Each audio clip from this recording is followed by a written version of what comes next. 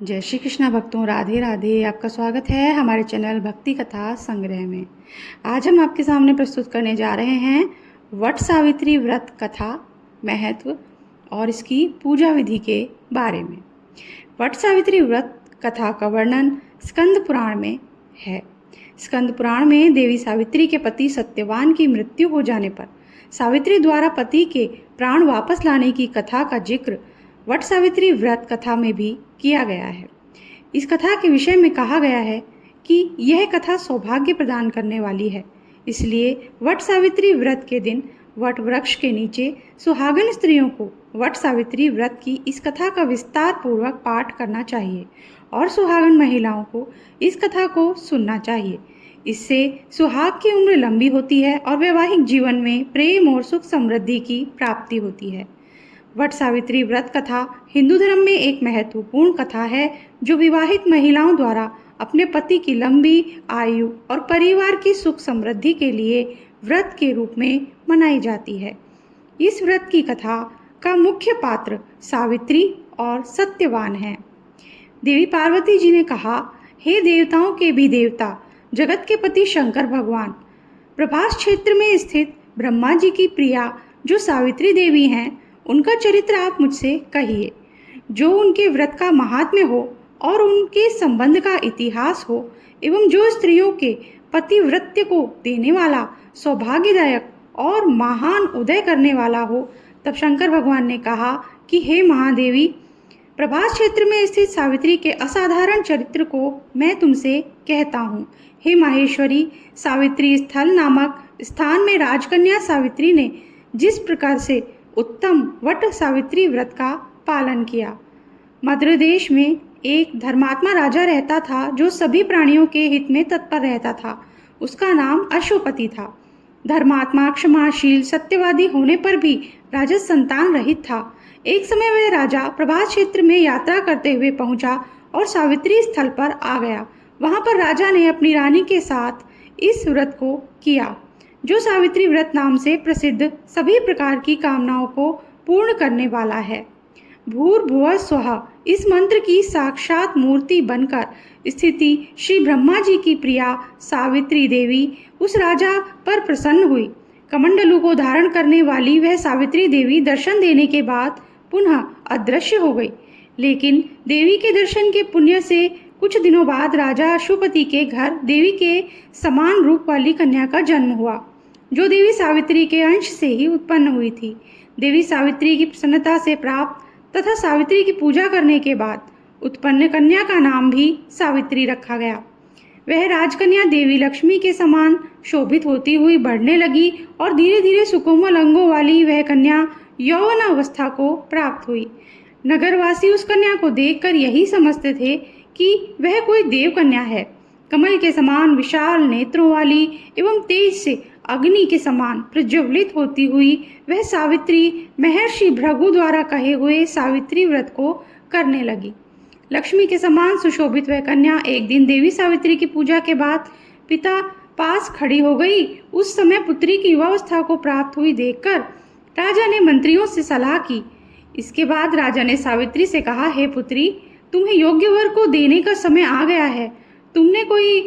मुझसे कोई तुम्हें मांगने के लिए भी नहीं आता और मैं भी विचार करने पर तुम्हारी आत्मा के अनुरूप वर को नहीं पा रहा हूँ। अतः हे पुत्री, देवताओं के निकट मैं जिस तरह से निंदनीय ना हो जाऊं वैसा तुम करो। मैंने धर्मशास्त्र में पढ़ा और सुना भी है कि यदि पिता के गृह में रहती हुई विवाह से पहले जो कन्या रजोधर्म से युक्त हो जाती है उसके पिता को बड़ा पाप लगता है। इसलिए हे पुत्री, मैं तुमको भेज रहा हूँ कि तुम स्वयं ही अपने योग्य वर ढूंढो। वृद्ध मंत्रियों के साथ शीघ्र जाओ और मेरी बात को मानो। इसके बाद जैसा कहते हैं वैसा ही होगा। ऐसा कहकर सावित्री घर से निकलकर राजर्षियों के साथ तपोवन की ओर चल पड़ी और वहां पहुंचकर माननीय वृद्धजनों को प्रणाम करके सभी तीर्थों और आश्रमों में जाकर पुनः मंत्रियों के साथ सावित्री अपने महल को लौट आई। यहाँ सावित्री ने पिताजी के साथ देवर्षि नारद जी को बैठे हुए देखा। आसन पर बैठे हुए नारद जी को प्रणाम करके मुस्कुराती हुई जिस कार्य के लिए वन में गई थी सारी बातें कहने लगी। सावित्री बोली, हे नारद जी, शालू देश में धर्मात्मा धूमतसेन नाम से विख्यात एक क्षत्रिय राजा है जो दैवयोग से नेत्रहीन हो गए हैं। रुक्मी नामक उनके एक सामंत ने उससे राजपाट छीन लिया है और वह अपने पुत्र और पत्नी के साथ वन में रह रहे हैं। उनका पुत्र सत्यवादी और धर्मात्मा है, उसे ही मैंने मन से पति रूप में वर्ण किया है। नारद जी सावित्री के वचनों को सुनकर बोल पड़े, हे राजन, सावित्री ने यह बड़ा कष्टप्रद कार्य कर डाला। बाल बुद्धि होने से इसने केवल गुणवान समझकर सत्यवान को वर्ण कर लिया।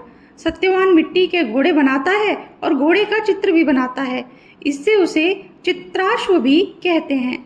सत्यवान दान और गुण में रंती देव के शिष्य के समान है, ब्राह्मणों की रक्षा करने वाला और सत्यवादी है।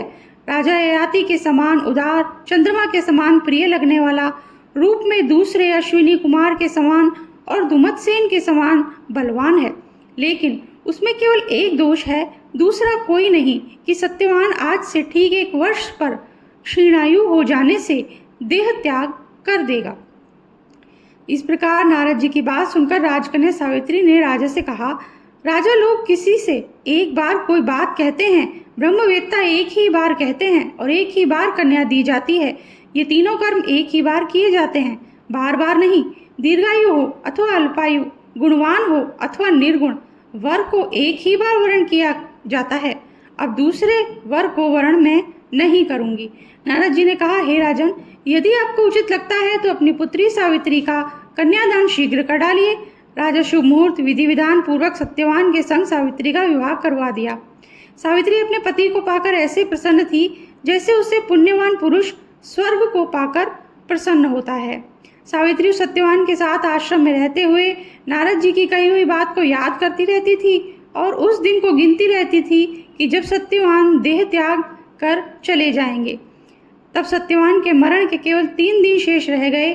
तब सावित्री ने निराहार रहने का व्रत लिया और तीसरे दिन सुबह स्नान करके देवता और पितरों का पूजन किया।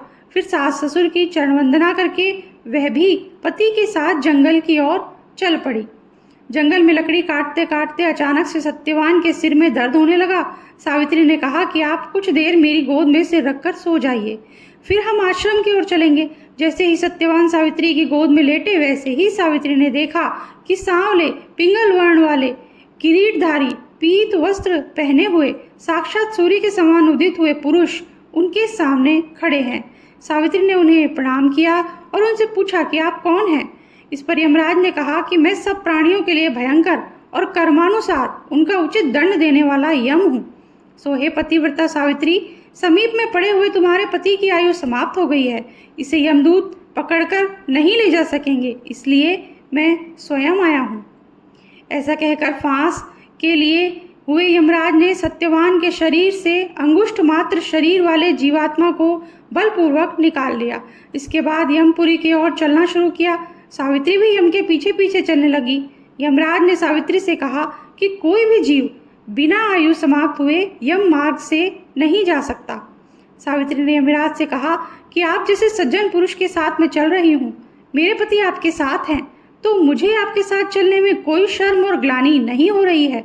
दूसरी बात, स्त्रियों के लिए इस पृथ्वी लोक में पति को छोड़कर कोई अन्य स्थान नहीं है, इसलिए मैं आपका अनुगमन करती हूँ। सावित्री की मधुर बातें सुनकर यम ने कहा कि मैं तुम्हारी बातों से प्रसन्न हूँ, इसलिए जो इच्छा हो वर मांग लो। सावित्री ने तब यमराज से अपना खोया हुआ राज्य, सास ससुर की आंखों की रोशनी और 100 पुत्रों का वरदान मांग लिया। अपने वरदान के जाल में फंसकर यमराज ने सत्यवान की आत्मा को मुक्त कर दिया और सावित्री को लौटा दिया। सावित्री पति के साथ अपने आश्रम लौट आई। सावित्री ने सावित्री देवी का व्रत किया, जिसके प्रभाव से सास ससुर की आंखों की रोशनी लौट आई, उनका राज्य भी मिल गया और 100 पुत्र भी प्राप्त हुए। तो ये थी आज की हमारी कहानी। अगर आपको अच्छी लगी हो तो लाइक ज़रूर कर दीजिएगा, चैनल को सब्सक्राइब कर दीजिए, बेल आइकन प्रेस कर दीजिए ताकि हमारे आगे आने वाले वीडियोस भी आपको आसानी से मिल सकें। राधे राधे।